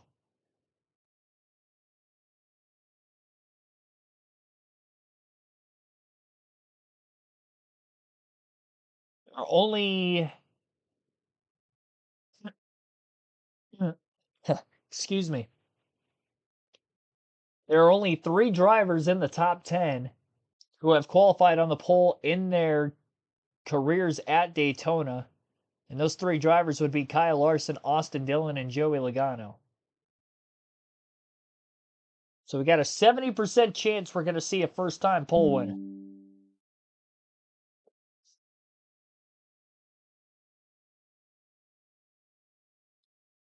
Just got power for Mustangs fast. All right, good luck. Thanks. Thanks, Regan. Tampa, Florida's Will Cagle raced here at Daytona in the early days of this speedway, but he was best known for scoring over 400 victories on the dirt tracks all up and down the East Coast. The Tampa Terror, wily Will Cagle, passed this week, age 86.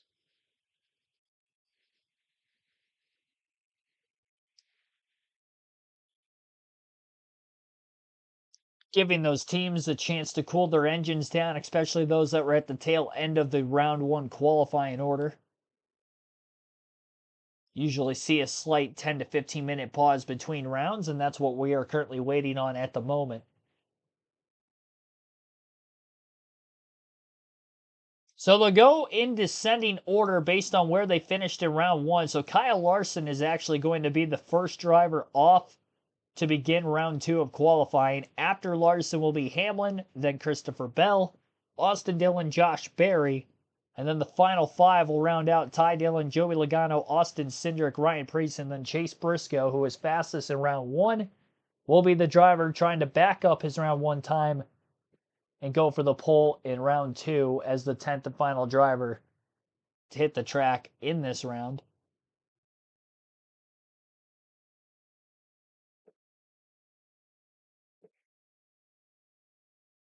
A dog that likes Kyle Busch, thanks for tuning in. 18 better stop. We'll see. I don't know. Definitely didn't see Chase Briscoe qualifying this well. I mean, Toyota's, again, they haven't qualified on the pole ever in the Daytona 500, so. Shocking that JGR's up there.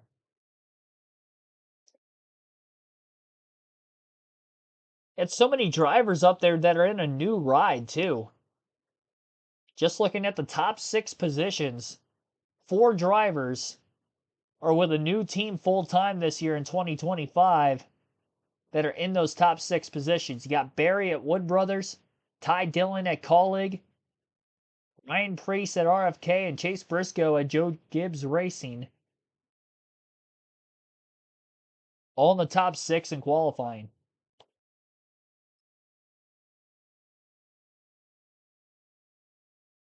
$53 likes. Thank you for hitting that like button, everybody. We've already hit our goal of 50 for the stream, but be sure to continue to hit that like button, subscribe for more daily NASCAR content. The rest of our Speed Week coverage as follows. So again, 7 p.m. Eastern, we'll go live tomorrow night for the duels at Daytona. We'll have a doubleheader on Friday with Cup practice at 5:30 p.m. Eastern. and the NASCAR Craftsman in our doubleheader from Friday. We will end up having a triple header on Saturday, starting things off with the ARCA race at noon Eastern. NASCAR Cup Series final practice will be at 3 p.m. Eastern, and the main event for Saturday will be the NASCAR Xfinity Series race at 5 p.m. Eastern. So a triple header on Saturday, and obviously the Daytona 500 Sunday, and we will start our live stream at 1:30 p.m. Eastern, as we will go live just over an hour before the drop of the green flag for the 67th edition of the Great American Race. And as far as that one goes, it's definitely going to be a lot of fun. You hold the throttle all the way to the floor while the engine's off, trying to get into the intake manifold, cool the engine off to cool the radiator off, and then you fire the car back up, cycle the water, do it again. Hold the throttle wide open, let the air through the radiator, and when you come in, a lot of times I wouldn't get out of the car so I could hold the throttle down wide open to let as much air cycle through the top of that motor while they were pushing air through the front of it. So it surprises me that a lot of these guys get out of the car. Larry, do you have something to add to that? Well, it's kind of, walking a tightrope because, Austin Dillon, Ty Dillon, Ryan Priest, their engine has been able to cool down. But their running gear, the hubs, all those have as well. Now, when you look at Chase Briscoe in the 19, his running gear, the transaxle, the wheel bearings, they've got heat in them, which is a good thing. The question, can they get that engine cooled down? Well, we're about to find out as Kyle Larson rolls out, looking for his second Daytona 500 pole with Cliff Daniels. They scored in 2022. Previous year, he was the Cup Series champion. And his 6 wins in last season led all Cup drivers. Well, we've got a very unique top 10, Clint. We've got some surprises in there. We got Chase Briscoe up on the top in a Toyota. You got Kyle Larson down on the bottom in one of those Hendrick Chevrolets, and got a lot of help there. Got some help in the stands. But also, like we've been talking about, right? Previewing this year, a lot of new faces and new places. What is it? I think that's 5. Chase, Priest, Ty Dillon, Josh Berry, Austin Dillon, new crew chief, and Denny Hamlin, new crew chief. Well, A lot of new. 6 out of 10. A lot of new. Want to prove a point, and a lot of times that just means more time and more details. Well, no change here. Cliff Daniels, the crew chief, Chad Knaus, competition director, Jeff Gordon, vice chairman. Rick Hendrick is watching, as he has one representative in this top 10. You're not sure. Larson. You're 100% sure he's watching. Yes. I promise you that. There he is, Daddy. Thumbs up. 49.52. 49.50. Listed in the first round. Those 2 100s. All right, Denny Hamlin with new crew chief Chris Gale for Joe Gibbs Racing. Trying for his second front row start in the 500. Yeah, this is another feather in the cap for Denny Hamlin and Chris Gale. They went to Bowman Gray, had a great run at Bowman Gray, contended all night. Come here, picked up speed in their Toyotas to make a good qualifying run. So just another piece of the puzzle in those building blocks to get their season started off right and just quiet all the critics if it went the other way. It's a great point. That's exactly what's happening. No surprise. It's always around Denny Hamlin. Some of it comes from his own podcast. Some of it, but he also has the ability to go out and do the things that they've done the last 2 times we've seen him on the racetrack, and that's perform, and that's what makes Denny Hamlin, successful. And 2 drivers have qualified here in round number 2, one quicker than the next, and that would be Denny Hamlin, who was the driver to go after Kyle Larson.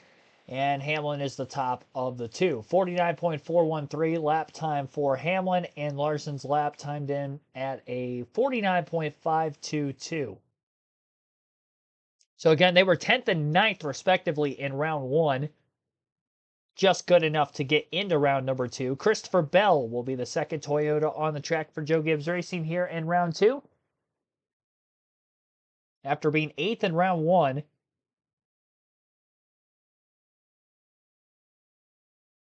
and Bell's flirting with the same lap time of that of his teammate Denny Hamlin. Maybe no surprise there in the same equipment.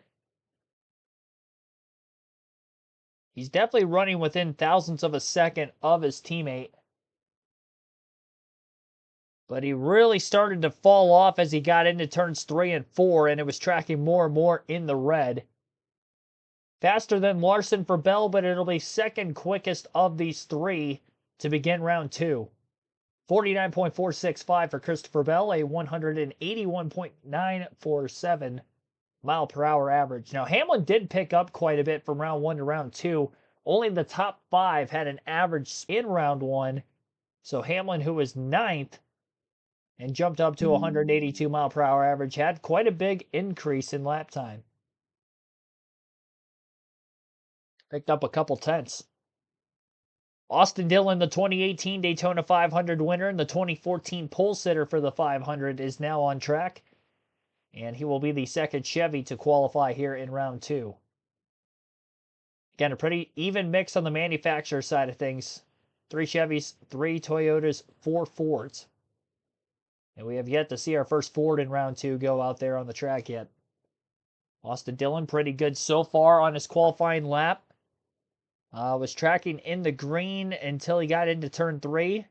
Started to fall back into the red on the straightaway speed from the back. Picked up a little bit more in turns 3 and 4, and he's going to be close to the green again as he gets up off the exit of the corner. And just barely stayed in the red, it looked like. 49.444 for Austin Dillon. Again, above that 182 mile per hour average. This is going to be the quickest pole time in the 4 years of the next gen here at Daytona for Austin Dillon. He's on the front row for the moment. We'll see if that'll hold. And now on track is Josh Berry, who was the last driver to qualify in round 1. Jumped his way up to 6th. And here he is smack dab in the middle as number 5 to go out here in round 2. Having the quickest cool down time of any driver. We'll see what that will factor in for his lap time. It may actually help him. He's tracking in the green for now. Hamlin, who was the second driver to roll out, be the leader anymore. Berry tracking way into the green, and he got him with ease. 49.376 for Josh Berry.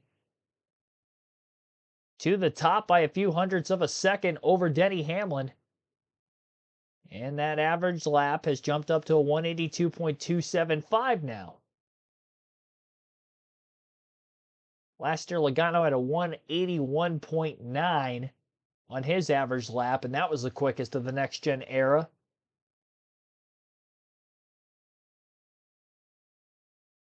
I would say now heard there for Bill Elliott, so it's not quite a new track record, but it is a new record for this car. What is, again, now the 4th year we have ran the next gen at Daytona for Speed Week. Austin's brother Ty Dillon on track. And again, he's running full-time this season for Kaulig Racing in the number 10. Been a couple of years since Ty Dillon has ran full-time in the NASCAR Cup Series. Seen him on a part-time level in both the Xfinity and the Cup program the last couple seasons. And Ty Dillon going to be 5th, it looks like, in round number 2 with a 49.466. Pretty respectable lap, though, all things considered, despite being 5th out of the 6 drivers to qualify. Larson still last of the 6 so far. 4 drivers still to qualify. 3 Fords and a Toyota. All the Chevys are done. And we will not see a Chevrolet on the front row for the Daytona 500. As Josh Berry and Denny Hamlin are P1 and 2 as of right now. Logano trying to go for back-to-back poles on the Daytona 500 as he is currently out on track, and he is tracking in the green slightly compared to that of his affiliated teammate Josh Berry in the 21 for the Wood Brothers. It's going to be very, very close. In turns 3 and 4, still barely tracking in the green. And by barely, I mean barely. 5 to 6 1,000ths of a second on Fox's tracker in the bottom right-hand corner of their screen. And now it's tracking even more so in the green as he got up off the exit of turn 4. Great corner for Joey Logano, and he's going to move to position number 1 for the time being, 49.358. I believe that is still off of the round 1 time that Chase Briscoe put down. I believe he had a 49.2. So it's still not the fastest lap we have seen so far today. 2022 500 winner Austin Cindric is now up. Last of the two Penske Fords here in round number 2. Following his teammate who was just on track. And now Cindric is tracking in the green over Logano as he works his way up off the exit of turn 2. Can he manage that speed down the back straightaway and again through 3 and 4? So far, so good for Cindric. And as he wraps up his lap, Austin Cindric to the top of the speed charts, 49.325. 1, 2, 3 for Ford, and Penske's got a lockout of the front row with 2 drivers still to qualify. We have Chase Briscoe, and then Briscoe will be the last one to go.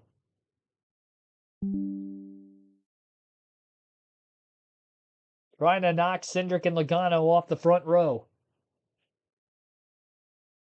Chevy, by the way, won our fan poll for which manufacturer was going to qualify on the poll tonight, so it looks like 47% of you are going to be wrong. Who will be right? Only 13% had Toyota, and I think Briscoe's got a legitimate shot. I mean, he was fastest in round 1, so who's to say he won't do it again? Ryan Preece is tracking in the green. Can it stay there? Oh, now he's down in the red. Once he got off of turn 2, it started to fall behind a bit. He could still make that time back up in 3 and 4. He's only about 5 1/1000ths of a second off as he entered turn 3. Times in on our scoring sheets, 49.335 for Ryan Preece. That is exactly 1/100th of a second off of the top time from Cindric. He is split smack dab in the middle between the two Penskes. So Logano has been bumped from the front row. And it is Cindric and Preece now in first and second. So that is going to lock Cindric into a front row start for the Daytona 500. But will he be position number 1 or will he be position number 2? Chase Briscoe is just wrapping up his warm-up lap as he hits the start-finish line. It's between Cindric and Briscoe for the pole in the Daytona 500. Well in the green as he enters turns 1 and 2.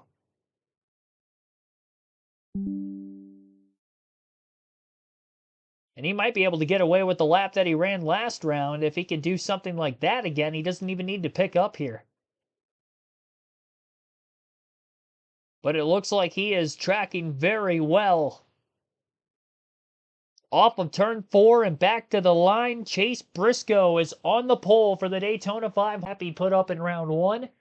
That is an average speed of 182.745 miles per hour. He did dip a little, but not enough to knock him off of the pole. Congratulations to Chase Briscoe, and congratulations to Toyota. Their first pole as a manufacturer for the Daytona 500. They've been around the NASCAR Cup Series for almost 2 decades.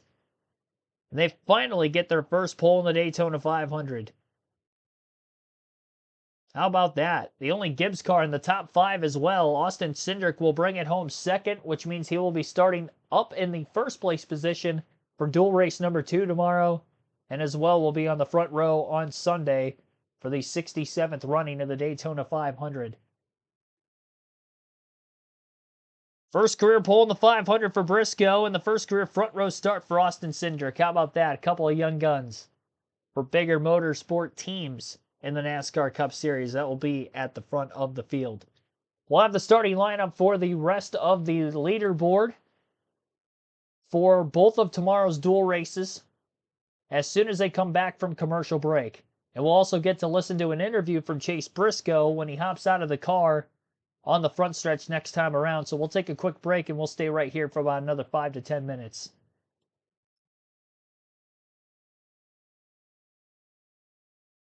Yeah, definitely some nice paint schemes here tonight, I will say. I agree with that one.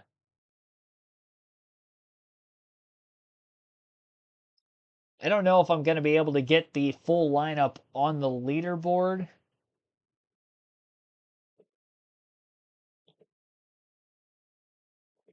Yeah, there's no way for me to exit out. I can leave the top 10 on the screen at least. But I'll read off our starting lineup for both dual races as soon as I come back from this next commercial break. So Chase Briscoe on the pole for the Daytona 500. It's so weird seeing a Joe Gibbs car up there for the first time. Stephen Hooten, thanks for tuning in. They don't deserve a pole at Daytona. Well, that's interesting. I mean, they did out-qualify everybody else. I don't know if they probably deserve it. They were faster than everybody else. Wasn't expecting that. Congratulations. Yeah, I wasn't expecting that either. Chase Briscoe. Former Ford driver. He's the only playoff driver for SHR last season, and the only one of which to break the victory lane out of the four as well in their swan song year in the NASCAR Cup Series, and he's picking up about where he left off. Now remember that points are actually going to be awarded during the duels tomorrow night for the top 10 finishing positions. So although Briscoe is starting on the pole, he could still earn points towards the 2025 season if he finishes inside the top 10. They're kind of laid out the way they would be at the end of a first stage or a second stage. In NASCAR's top 3 series, well, first place will get 10 points, all the way back to 1 point for finishing 10th. And that will be the case in both duels.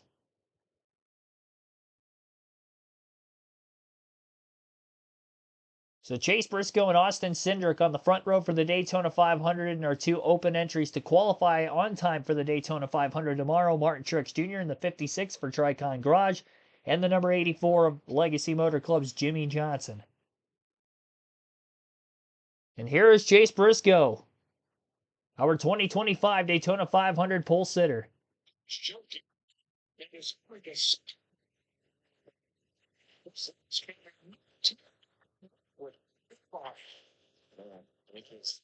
That is a great job by Joe Gibbs Racing and Toyota. Regan? Well, guys, Chase Briscoe makes the move to Joe Gibbs Racing this season. And in your first start in this 19 car, you're also going to give Toyota their first pole and first start on the front, from first in the Daytona 500. How good does that feel? Yeah, it's a great way to start our season. What a unbelievable way to start off the year. Unbelievable way to start off with Toyota, to be able to be the guy to deliver them the first of anything when they've already accomplished so much is pretty cool. So yeah, just man, to think that honestly the ultimate great American brand of Bass Pro Shops, it's unbelievable. So yeah, just can't thank Coach Gibbs enough, the entire Joe Gibbs Racing organization. The whole off season, everybody kept telling me the focus was trying to qualify better at super speedways. That's something they really struggled at last year, and for our 19 group to come here and to sit on the pole at the biggest race of the year is pretty special. So yeah, can't believe it. Just super appreciative of this opportunity with Bass Pro, Toyota, Joe Gibbs. It's yeah, unbelievable way to start our season. Hopefully we can just carry it on now. Before we get to Sunday and you lead the field to green, you got to worry about the duels and finding out what your race car is going to do. What are you going to be looking for out of it tomorrow night? Yeah, I don't know if this changes our approach. If we try to just lay back now or what. Truthfully, I would like to race for sure and at least feel my car out. It's hard to ever know like what you have in practice, but I feel like in practice my car was really, really good. And then to go out there and qualifying and do the lap that we did, I was like, man, I guess I was right. I feel like our car definitely has speed. It's just a matter of if it's going to race good. So I'll talk to James, the guys, who kind of what the approach is for tomorrow night. But will definitely be nice to start up front, kind of determine our own destiny. All right, enjoy this tonight. Congratulations, Jamie.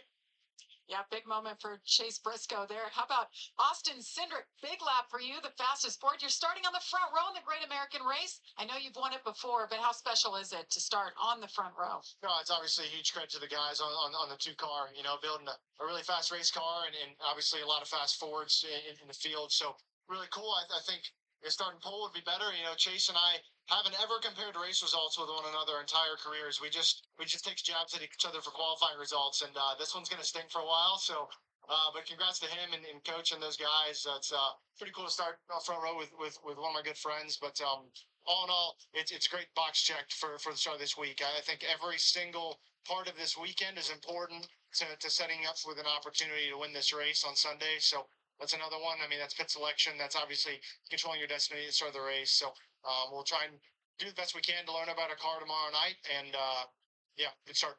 Congratulations. See you in the duel. Mike? A Toyota Ford front row.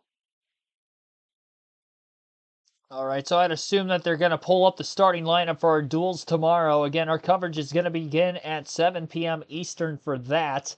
Looks like they're going to cut the commercial break first before we get there. So, again, a reminder, 7 p.m. Eastern will be live tomorrow night on the channel. Dual racing at Daytona. We'll have coverage for all 60 laps of both duels all on the same stream. So it won't be like last weekend with the LCQ and the main event for the Clash. It's all going to be on one continuous stream from 7 p.m. to the end of race number 2. And as far as the rest of our coverage for this week, you can go to the community tab, but I will also state verbally right here on the channel that we will be live for a doubleheader on Friday as well with Cup Series practice, a second practice session of 50 minutes for them taking place at 5:30 p.m. Eastern, as well as the Truck Series race at 7:30 p.m. Eastern later that night. Triple header scheduled for Saturday, our only ARCA stream of the season with the ARCA 200 at noon Eastern, followed by NASCAR Cup Series final practice at 3 p.m. Eastern, and the NASCAR Xfinity Series race at 5 p.m. Eastern. Again, that is all taking place Saturday, and then the Daytona 500, our full race coverage beginning at 1:30 p.m. Eastern on Sunday with a special start time for us. Usually we go live a half hour to 45 minutes before the drop of the green flag every NASCAR Cup Series race. But we are going live over an hour early with this being the Great American Race this weekend. So, biggest race of the year. Figured we'd have an extra long pre-race show for that one, and I can't wait for more action. I was excited for tonight, all day today, leading into this one. Glad we got here. It's already over. It flew by. It didn't even feel like we were here for 2 hours, but we were. And we'll be back again for a few more tomorrow, and we'll get to see racing for the first time during Speed Weeks, again with those duels. And we get to see who's going to make the dance. Who will make the show? We got 7 drivers going for 2 more spots.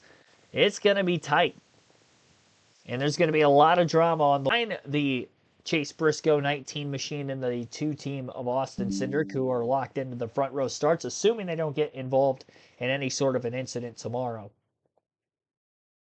As well as any maybe mechanical issues they may or may not see on Friday and Saturday with their practice sessions as well. Cup car is going to be on the track every day from Wednesday through Sunday. So we have not seen that in recent years at Daytona for Speed Week. Great to see that we have practice back. Again, they had their first 50-minute practice session earlier today at 10 a.m. Eastern. Prior to this Cup Series qualifying run, and Denny Hamlin was fastest in that practice session. The Toyotas were the only manufacturer to make a drafting run. And go figure, they end up getting the pole for the Daytona 500 as well. So JGR off to a good start this weekend. Hamlin winning first practice, and Chase Briscoe on the pole for the Daytona 500. Hamlin quick here in qualifying as well, as he will be qualifying 6th here this evening. Okay, they're back from the commercial break.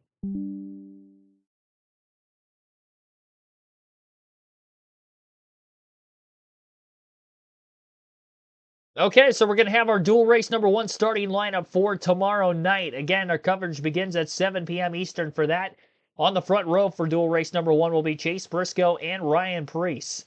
Briscoe, the pole sitter for the 500. Preece obviously qualifying 3rd here this evening. Row number 2 is going to be Josh Berry and Austin Dillon. And row number 3, Ty Dillon and Zane Smith. Kyle Busch with Chase Elliott in row number 4. Michael McDowell, AJ Allmendinger in row 5. Row 6 will be William Byron and Martin Truex Jr. And again, Martin Truex Jr. qualified his way in on time here tonight for the 500 this weekend. In row number 7, it'll be Ty Gibbs and Tyler Reddick. Bubba Wallace with Justin Haley in row 8. Justin Allgaier, Carson Hocevar in row 9. Allgaier, one of the drivers that will have to race their way in. Same for Elio Castroneves on the outside of row 10 alongside his teammate Ross Chastain.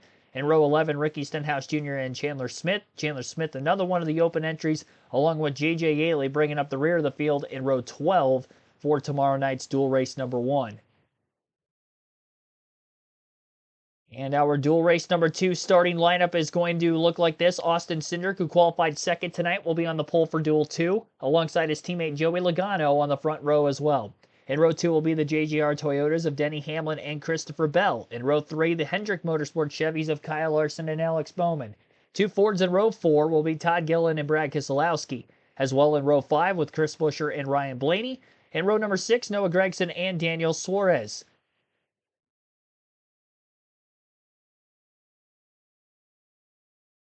And waiting for the screen to refresh here. Behind the top dozen, starting in row number 7 for dual race number 2, is going to be Riley Herbst and Jimmy Johnson. Again, Jimmy Johnson, the second of the drivers to qualify their way in for the 500 of the open entries tonight. Shane Van Gisbergen and Cole Custer will start in row 8. Row number 9 for Corey LaJoie and Eric Jones. LaJoie, another one of the drivers trying to race their way in through their duel tomorrow. John Hunter Nemechek and Anthony Alfredo in row 10. And then row number 11, 2 open entries there, BJ McLeod and Cody Ware. Actually, Anthony Alfredo, the open entry in row 10, and then McLeod in row 11. But Cody Ware will ring up the rear of the field there. So that is a starting lineup for both dual races tomorrow night. And obviously, we'll have more on that when our stream begins tomorrow at 7 p.m. Eastern. Thanks for everybody tuning in here on this Wednesday night. Unique night for qualifying compared to usual. We'll have Cup qualifying streams all the way throughout the course of this season as well. Thanks for those of you tuning in all the way from start to finish here this evening yet again. And for those that hit the like button, we are at 60 likes on the stream as we wrap things up out of our goal of initially 50. Congratulations to Chase Briscoe for qualifying on the pole for this year's Daytona 500. Wish him good luck tomorrow as well as the rest of the field. And also congratulations to Martin Truex Jr. and Jimmy Johnson for already locking themselves into the Daytona 500 based off of qualifying this evening as well. See you guys tomorrow night. We'll have a good night of racing. Have a good night's sleep to all of you. And I will see you back better than ever in a little less than 24 hours. See you guys.